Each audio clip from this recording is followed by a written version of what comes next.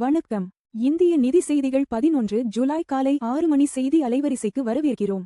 இந்த செய்தி அலைவரிசையை உங்களுக்கு வழங்குவது இந்திய மற்றும் உலக சந்தைகளின் தாஜா செய்திகளுக்காக எங்களுடன் இருங்கள்.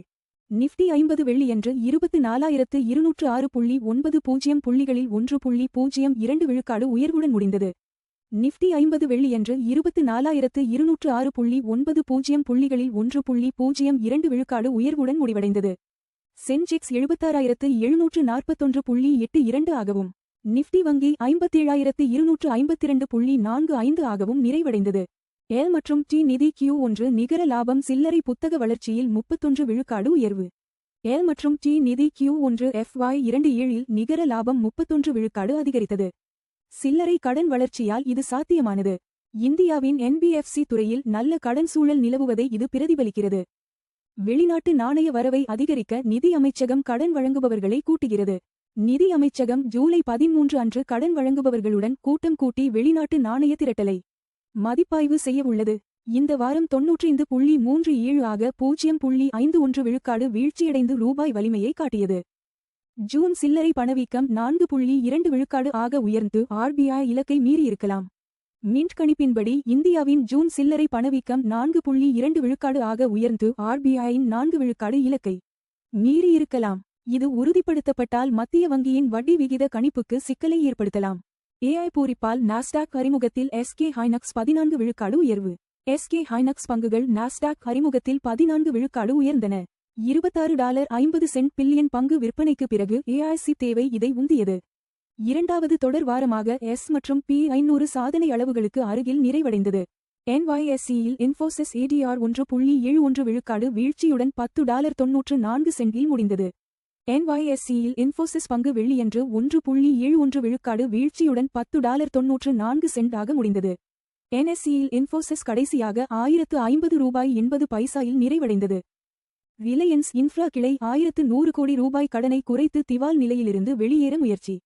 ரிலையன்ஸ் இன்ஃப்ராஸ்ட்ரக்சர் தனது மும்பை மெட்ரோ 1 கிளை 1100 கோடிக்கும் அதிகமான கடனை குறைத்துள்ளதாக அறிவித்தது.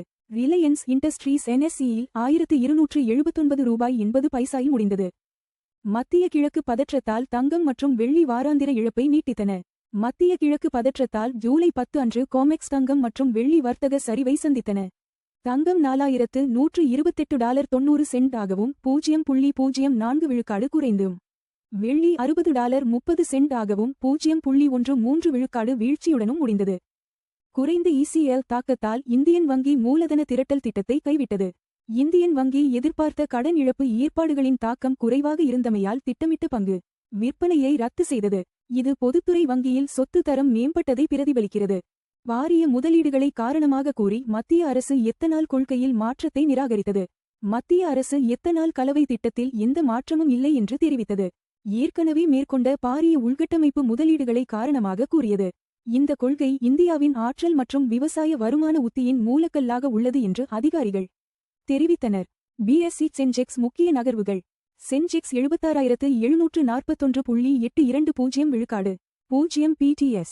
ரிலையன்ஸ் 1279.800 விழுக்காடு TCS. 2049.500 விழுக்காடு HDFC வங்கி. 817.55 விழுக்காடு இன்போசிஸ். 1050.800 விழுக்காடு SBI. 1022.100 விழுக்காடு ICICI வங்கி. 1380.700 விழுக்காடு. அதிக லாபம் ரிலையன்ஸ் 0 விழுக்காடு. அதிக நஷ்டம் ரிலையன்ஸ் 0 விழுக்காடு. தங்கம் விலை நேரடி புதுப்பிப்பு. தங்கம் 4128.90 விழுக்காடு ஒரு ட்ராய் அவுன்ஸுக்கு தோராயமாக சமம் 1,26,598 ரூபாய் ஒரு 10 கிராம். தங்கம் விலை 0.04 விழுக்காடு குறைந்தது.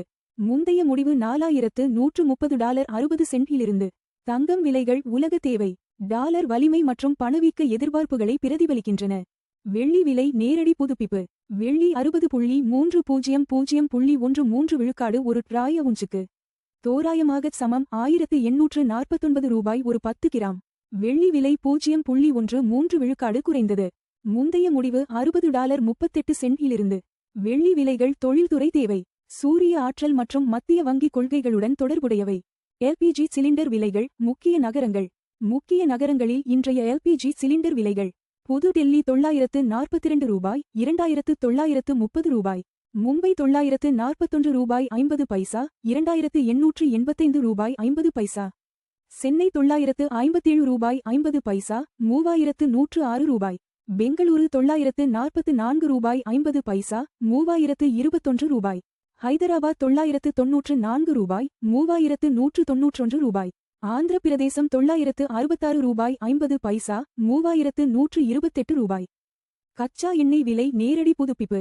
WTI கச்சா எண்ணெய் 71.51.79 விழுக்காடு ஒரு பேரலுக்கு வர்த்தகமாகிறது. எண்ணெய் விலை 0.79 விழுக்காடு குறைந்தது. முந்தைய முடிவு $72.08 இலிருந்து. கச்சா எண்ணெய் விலைகள் இந்தியாவின் எரிபொருள் செலவு மற்றும் பணவீக்கத்தை கணிசமாக பாதிக்கின்றன. USD முதல் INR நேரடி மாற்று விகிதம். $$95.3751 விழுக்காடில் இந்திய ரூபாயுடன் வர்த்தகமாகிறது. 51 பைசா விழுக்காடு வலுவானது. முந்தைய முடிவு $95.86 இலிருந்து. பலவீனமான ரூபாய் இறக்குமதி செலவுகளை அதிகரிக்கிறது. ஆனால் எட் மற்றும் மருந்து ஏற்றுமதியாளர்களுக்கு பயனளிக்கிறது. இந்திய நிதி செய்திகளை பார்த்ததற்கு நன்றி. தினமும் காலை மற்றும் மாலை 6 மணிக்கு எங்கள் செய்திகளை பார்த்துக் கொண்டே இருங்கள்.